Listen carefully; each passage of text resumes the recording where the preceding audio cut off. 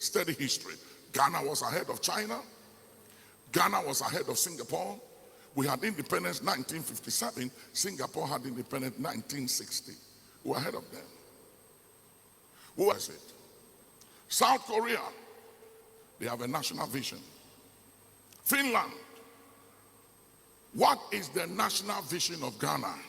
Welcome to our series, this DK reaction show, and Mr. Rosa. Today being your first day, try to subscribe to my channel and be part of this family. Archbishop Duncan Williams has taken some trend B. I think say leaders on I think say to help, because sometimes maybe some who say, where are we going as a nation? We ba 8 years not any policy ba onye fees wa pe na the policy no ya to achine na we ba another 8 years na no so the policy onye fees pe na the policy no na ya to achine and oyen ye tigana no mu no ye na ye bre ye ma ye nuanom and a bre, but to them no within the 8 years no their policy no mo de buy no benefit you mo a benefit will be here or kasa buy no, but Ghana at the end and Archbishop Duncan Williams and making some very good analysis be as a comparing to year Ghana any independent, any some year any some other countries also independent, but we share how they compare Ghana any other countries now, my friend. Ghana a form every year. Inti Archbishop Duncan Williams the analysis in any or any they are proposing to say a mine and I say a man penny a Ghana no, and I say this current administration John Dramani Mahama no, this foundation will also only a to honum Emma the next leader a follow. So it's important to understand again, like I said, that one of the reasons and causes of limitations in all of our lives has a lot to do with our background, the way we are wired, upbringing, not color of your skin, or not even geographical locations. Because nations like Israel, like Dubai, and other places that were desert, has turned deserts into a 21st century cities where people fly in from all over the world to find comfort, to do business, and to relax, and to celebrate life. Yeah. So it has nothing to do with location, as much as location matters. It has nothing to also do with the color of our skin, because, ladies and gentlemen, if you look at the 50s and the 60s, Ghana was ahead of China. The 50s and the 60s, study history. Ghana was ahead of China. Ghana was ahead of Singapore.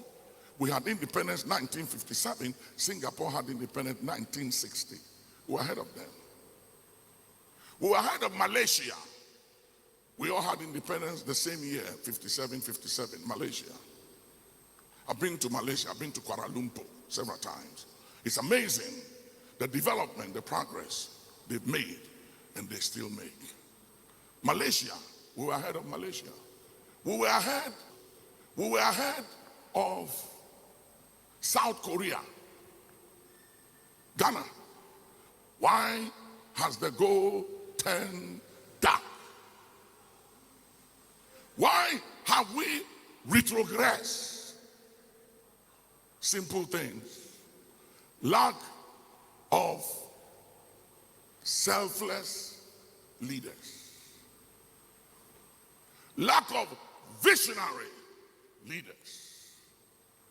China came on the scene with 100 years vision, and they are getting close to it. And they refuse to be distracted by anything. They will not engage in anything. They are focused on 100 years vision. China. India has 100 years vision. Dubai, 30 years ago, was literally nothing. They came up with 100 years vision, and they are working towards it. South Korea, They have a national vision. Finland. What is the national vision of Ghana? We don't even have a 2 years vision. And all we do is all political parties come up with their manifesto to tell us what they will do when they come into office. And when they come, for whatever reason, they get distracted by power. They get distracted by the national cake. And everyone begin to focus on themselves and their personal family and security, and they forget about country. President Kufuor said the problem in Ghana and Africa is not corruption, but it's the lack of love for country. Because you don't exploit what you love. If you love something, you don't take advantage of it, you protect it. Oh, that God may give Ghana, our motherland, leaders who love and truly care about country. Selfless leaders, leaders with a vision. For without a vision, the people perish. Until we have a national vision, it does not matter the manifesto of any political party. May I say this on authority and let it go down on record, that until we have a national vision as a nation and a people,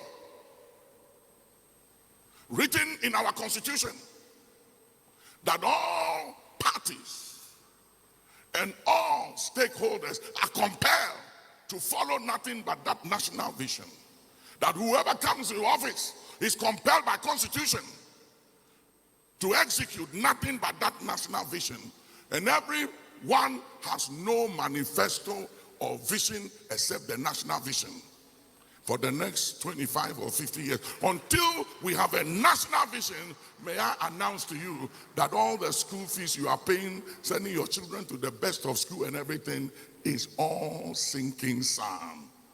They will come back to this nation and get nothing done because the system undermines. It undermines creativity. And that vicious cycle of every political party coming every 4 to 8 years to destroy what party A or B did, for them to also come up with a new manifesto. We are in a vicious cycle. Why have the gold become dim? Why is China, Finland, why? Even South Africa. But you can say because they have the whites there, but it's not a matter of the Caucasian. It's a vision issue. Because when the Bible says, without vision the people perish, that word perish, if you look at it in the original translation, it means that without vision, people live carelessly and they walk aimlessly. That means they have no guide. There is nothing guiding them. When a plane takes off from Ghana, it's guided. Kudaluka salamadus. Elei kasint. Kifantu sulun. Elamahadu kawahasalan.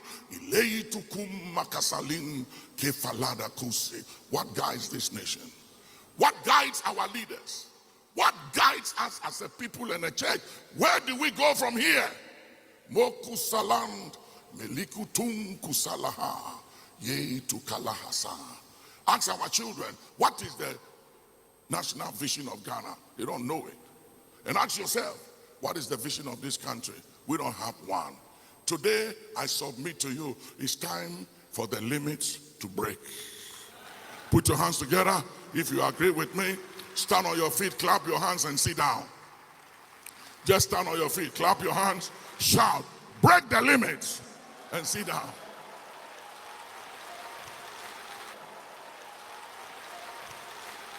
Sit down. As a man thinketh, so is he. You are what you think. You've been programmed to think in a particular way. You've been wired to see things and to think of things in a particular way. And until your mindset is deprogrammed and reprogrammed, you are not going anywhere. I have an aquarium in my office. The fish in the aquarium was not designed to be in an aquarium. It was designed to swim in the ocean. And I tell people all the time, I said, as long as it stays in this aquarium, this is how far it can go. That is the boundary lines of this fish. They ain't going nowhere. But take the same fish, throw them in the ocean, and they will swim to Alaska. What has restricted you? What limits you? What makes you think and see the things the way you do? It has everything to do with your mindset, the way you are wired. And I see so many people who are so happy and excited about where they are and what they have. And they think that is it, they have arrived. And all they do is to start thinking about their security and their future, and they forget about the impact and the difference they can make in their generation. They forget that history will one day judge you.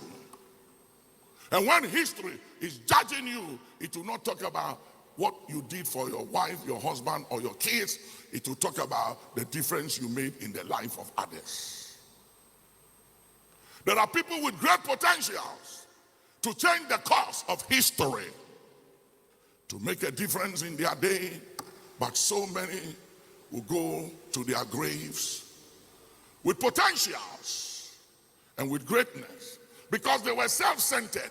They were wired and programmed to think about self, and the way they were programmed to think and to see things will never allow them to be selfless, but a selfish group of human beings.